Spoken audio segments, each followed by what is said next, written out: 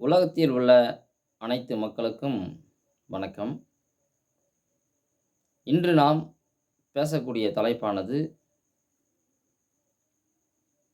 மனிதனால் உருவாக்கப்பட்டது எதுவும் கடவுள் கிடையாது என்பதைப் பற்றி ஒரு சில அறியாதவற்றை அறிந்து கொள்ளப் போகிறோம். தெரியாதவற்றை தெரிந்து கொள்ளப் போகிறோம். பாருங்கள் மக்களே, உலகம் முழுவதுமே மனிதனால் உருவாக்கப்பட்ட சிலைகளையோ, போட்டோக்களையோ அல்லது பொற்சிலைகளையோ நாம் வணங்கிக் கொண்டிருக்கிறோம் என்பதை நீங்கள் உணர்ந்து கொள்ள வேண்டும்.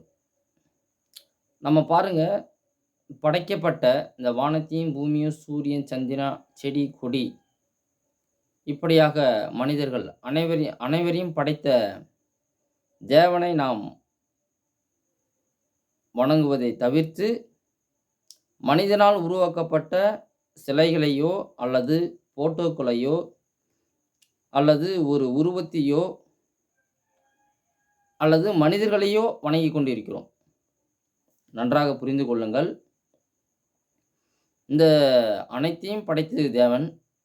நாம் தேவனுக்கு உருவம் கிடையாது. நீங்கள் உணர்ந்து கொள்ள வேண்டும். தேவனுக்கு உருவம் கிடையாது என்பதை நீங்கள் நல்ல முறையில் உணர்ந்து கொள்ள வேண்டும். அவர் எங்கும் இருக்கிறார். அவர் ஆவியாக இருக்கிறார் என்பதை நீங்கள் உணர்ந்து கொள்ள வேண்டும். ஒரு வேதம் கூறுகிறது, தேவன் கூறுகிறார், மனிதனால் கட்டப்பட்ட கோவில்களில் நான் வாசம் பண்ணுவது கிடையாது. இந்த உலகத்தையே நான் படைத்திருக்கிறேன். உலகத்தில் எங்கும் நான் இருக்கிறேன். இப்படி மனிதனால் கட்டப்பட்ட சிறிய கோவில்களை நான் வாசம் பண்ண போகிறேன் என்று அவர் உரைத்து கூறுகிறார். நல்ல முறையில் புரிந்து கொள்ளுங்கள். நீங்களும், உலகத்தில் உள்ள அனைத்து மக்களுமே நீங்களும் அறியாமையில் தான் செய்து கொண்டிருக்கிறீர்கள். நான் கூறுவதை கொஞ்சம் கொஞ்சம் புரிந்து கொள்ளுங்கள். நிச்சயமாக நான் கூறுவது அனைத்தும் உண்மையே. இதை நான் பொய்யாக உங்களுக்கு உரைக்கவில்லை. தேவன் கூற சொன்னால் நான் உங்களிடம் கூறிவிட்டேன். நீங்கள் திரும்பவும், அதாவது நீங்கள் புரிந்து கொள்ளுங்கள், திரும்பவும் அந்த தவறை செய்தால் நிச்சயமாக தண்டிக்கப்படுவீர்கள். நல்ல முறையில் நான் கூறிவிட்டேன். நீங்கள் புரிந்து கொள்ள வேண்டும். இப்ப நீங்கள் ஒரு சிலையை செய்கிறீர்கள் அல்லவா? அந்த சிலையாகப்பட்டது, நல்ல முறையில் புரிந்து கொள்ளுங்கள், கண்ணிருந்தும் பார்க்காது, காதிருந்தும் கேட்காது, மூக்கிருந்தும் முகராது, வாயிருந்தும் பேசாது, கை கால்கள் இருந்துமே அது செயல்படாது, ஏந்து நடக்காது. ஏனென்றால் அதற்கு உயிர் இல்லை என்பதை நீங்கள் உணர்ந்து கொள்ள வேண்டும். உயிர் நிச்சயமாக கிடையாது. நல்ல முறையில் புரிந்து கொள்ளுங்கள். அதற்கு உயிர் இல்லை. அந்த சிலைகளுக்கே நீங்கள் தான் அனைத்தும் செய்ய வேண்டும். நல்லா பாருங்கள். அதை குளிப்பாட்டுவது, ஊர் ஊரா எடுத்துக்கொண்டு சுற்றி திரிவது, அதுக்கு அபிஷேகம் பண்ணுவது, ஏ டு இசட் அனைத்துமே அந்த சிலைகளுக்கோ அந்த போட்டோக்களுக்கோ நீங்கள் தான் செய்ய வேண்டும். ஆனால் அந்த சிலை உங்களுக்கு ஒன்றும் செய்யாது என்பதை நீங்கள் உணர்ந்து கொள்ள வேண்டும். ஏனென்றால் அது மனிதனால் படைக்கப்பட்டது. நீங்கள் உணர்ந்து கொள்ளுங்கள். எடுத்துக்காட்டாக உங்களுக்கு கூறுகிறேன். நீங்கள் பாருங்கள். மனிதனால் படைக்கப்பட்டது இந்த தொலைபேசி, அலைபேசி. சரிங்களா? இதை பாருங்கள். இதை உலகம் முழுவதும் இதில் உள்ள அனைத்தும் நாம் பார்க்கிறோம்.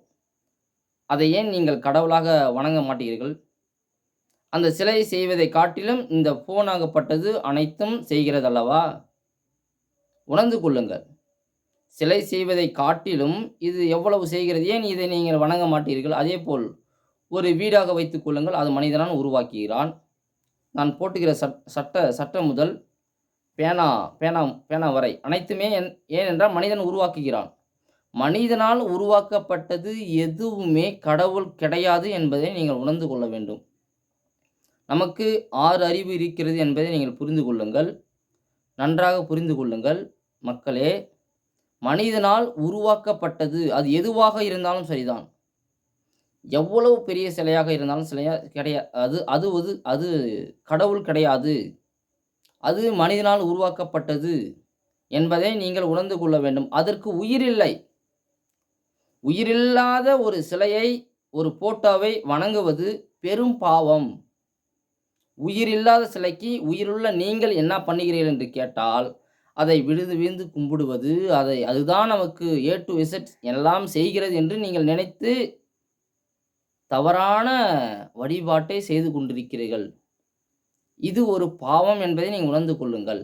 மக்களே, இது நிச்சயமாக பாவம். ஏனென்றால், படைத்த தேவனை விட்டு படைக்கப்பட்ட கல்லு, மண்ணு, சிலைகளை, போட்டோவை வணங்கிக் கொண்டிருக்கிறீர்கள். ஒரு சிலைகளை வடிப்பதால் அவனுக்கு வருமானம் போகிறது. ஒரு போட்டோவை அவன்ட்ட கம்ப்யூட்டரில் போட்டு பிரிண்ட் போட்டு அதை பிரேம் போட்டால் அவனுக்கு வருமானம் போகிறது. அந்த வருமானத்துக்காக அவர்கள் செய்கிறார்கள். நீங்களோ நல்ல முறையில் புரிந்து கொள்ளுங்கள். பாவத்தை சம்பாதித்துக் கொண்டிருக்கிறீர்கள். இது ஒரு பாவம். பொய் பேசுவது பாவம், ஏமாற்றுவது பாவம், கொலை செய்வது பாவம், விபச்சாரம் பண்ணுவது பாவம், வேசித்தனம் பண்ணுவது பாவம். அதேபோல் மனிதனால் உருவாக்கப்பட்ட கல்ல, மண்ணை வணங்குவது, போட்டோவை வணங்குவது, சிலைகளை வணங்குவது மிகவும் பாவம் என்பதை நீங்கள் உணர்ந்து கொள்ள வேண்டும். ஏனென்றால் அதை அனைத்துமே மனிதனால் உருவாக்கப்பட்டது. அதற்கு உயிர் கிடையாது.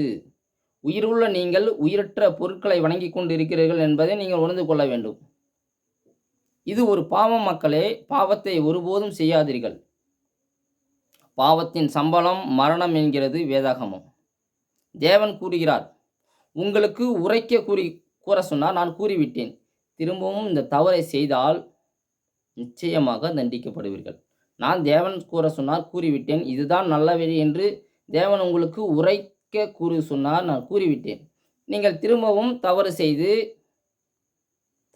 தெரிந்தும் தவறு செய்தால் நிச்சயமாக தேவன் உங்களுக்கு தண்டனை நிச்சயமாக தருவார் என்பதை நீங்கள் உணர்ந்து கொள்ள வேண்டும்.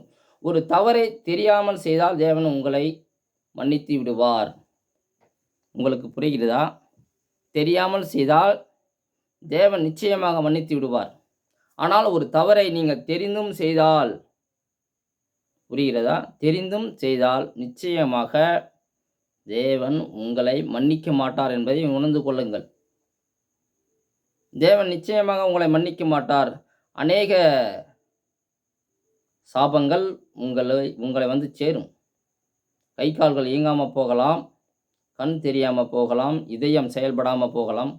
இப்படியாக அநேக தண்டனைகள் உங்களுக்கு வந்து சேரும். உங்கள் மூலம் உங்கள் பிள்ளைகளுக்கு நீங்கள் அறிவிக்கிறீர்களா? அதாவது இதுதான் கடவுள், ஒரு சிலை தான் கடவுள், ஒரு போட்டோ தான் கடவுள், இதை தான் நீங்கள் வணங்க வேண்டும் என்று உங்கள் பிள்ளைகளுக்கும் நீங்கள் தவறை கற்றுக் கொடுக்கிறீர்கள். அவரும் அந்த பாவத்தை பெற்றுக்கொள்கிறார். அவரும் அந்த பாவத்தை செய்தால் அவரும் தண்டிக்கப்படுவார். இப்படியான நீங்கள் தெரிந்தும் ஒரு தவறை ஒருபோதும் செய்யாதீர்கள் மக்களே. உலகத்தில் உள்ள அனைத்து மக்களுக்கும் தேவன் உரைக்க கூற சொன்னார், நான் கூறிவிட்டேன். திரும்பவும் இந்த தவறை நீங்கள் ஒருபோதும் செய்யாதீர்கள். பாவத்தை சம்பாதித்து கொள்ளாதீர்கள். பாவத்தின் சம்பளம் மரணம், மரணம், மரணம் என்றே வேதம் கூறுகிறது. நீங்கள் தேவனுக்கு கட்டுப்பட்டு நடங்கள். அதாவது மெய்யான தேவனுக்கு கட்டுப்பட்டு நடங்கள். மனிதனால் உருவாக்கப்பட்டது எதுவும் கடவுள் கிடையாது என்பதை நீங்கள் புரிந்து கொள்ளுங்கள். நன்றி, வணக்கம்.